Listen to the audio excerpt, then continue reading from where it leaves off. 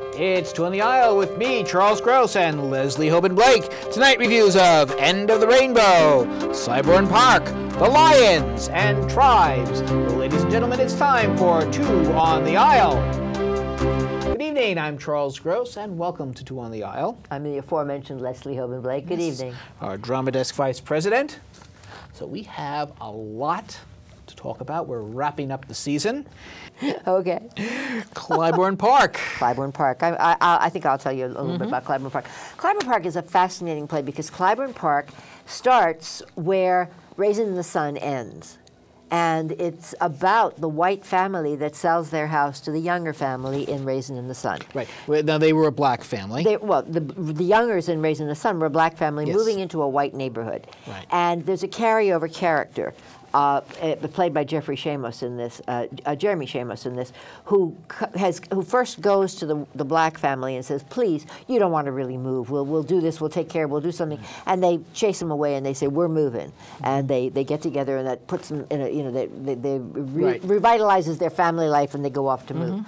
In the meantime, that same character comes to the white family in this play and says, don't sell to these people. And the white family is a damaged family. Their son has committed suicide in the attic of the house. They want to leave. They want to get away from the place. And they bury a trunk, which is a big point in the second with his letters. In the next part of the show. And so it's a fascinating concept. Bruce Norris is the playwright. The play has already won the Pulitzer Prize long before it got to Broadway.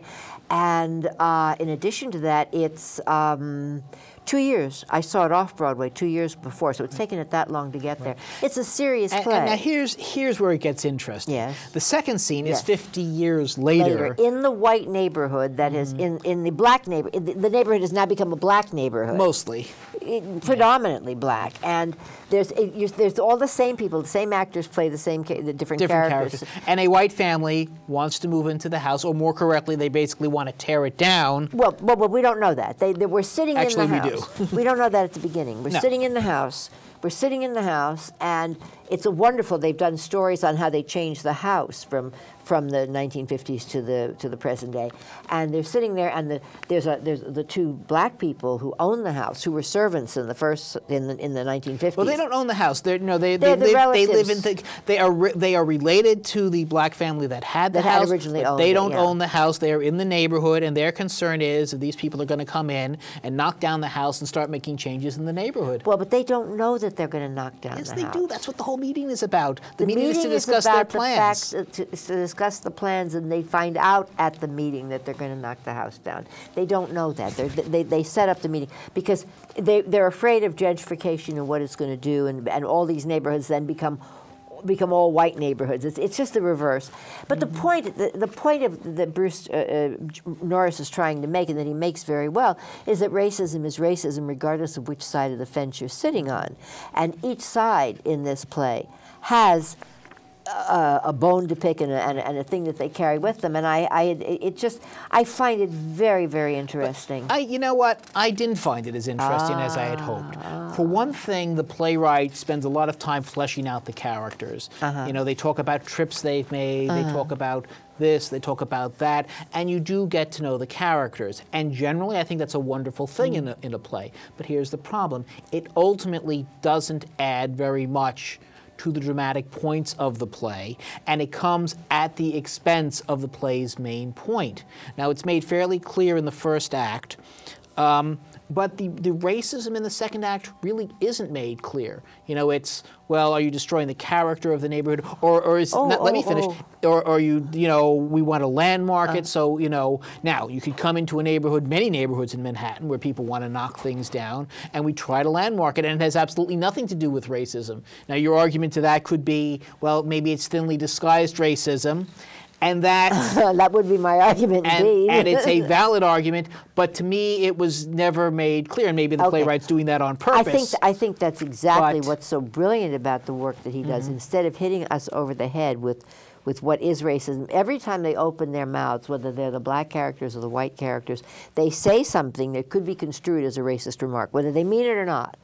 And I can't come up with an example. I'm sorry, I don't have an example. But it's just saying something, and even if it's something like saying, well, you know how they like And the minute that's out of your mouth, they go, oh, well, we didn't mean them, we meant they. And it's just anything that's being said. But that is less apparent, I think, with the black characters in the second act. It's almost as if he's afraid to do the reversed racism. Oh, see, I didn't see that. I saw it. It might not have been 50-50, but it was certainly 60-40. And I thought that it was really, really what well to me, done. it reminded me of a Norman Lear sitcom in the 70s, Ooh. which is a good thing, because I loved All in the Family. Actually, we could use a little bit of that right now. Yeah, we could, but the problem is I loved All in the Family, but more the basic concept was, well, you know, they're liberals, but then they're confronted with a conflict of their liberalism. But that's exactly what is happening. Everybody, the white people in this are convinced that they're, you know, doing a wonderful thing by tearing down the building to make room for a swimming pool that they want to put in, and the black family just sort of looks at each other with a bit of eye rolling, you know, and then when the white family notices that, then the black family has to kind of back off of things like eye rolling. You know, there are just all these things that have become buttons in our lives about what not to say. Yes, but and you know what? And that's there. But to me, the point didn't come across as sharply as I would have liked it. And I saw it twice. I saw it off Broadway. Well, I only saw it once, so maybe you got something. No, but I was afraid that I didn't. wouldn't like it as well the second time. And actually, and I really was. I was a little disappointed. So I'm only going to give it 2.75. Wow, you were very disappointed. I was. I will give it at least 4.5. I think it deserved the Pulitzer. I hope it wins the Tony. Of course, we're talking about another play that might win the Tony. So, well, we'll get to that momentarily. I certainly, again, considering that it may win the Tony and that it did win the Pulitzer, I really expected quite a bit more. And I think the topic is intriguing.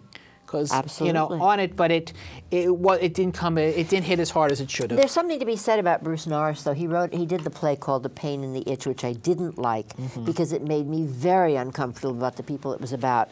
And I think that's his stock and trade. I think he tries to make you uncomfortable about things. Yeah. So I wouldn't have minded a little more discomfort. Okay.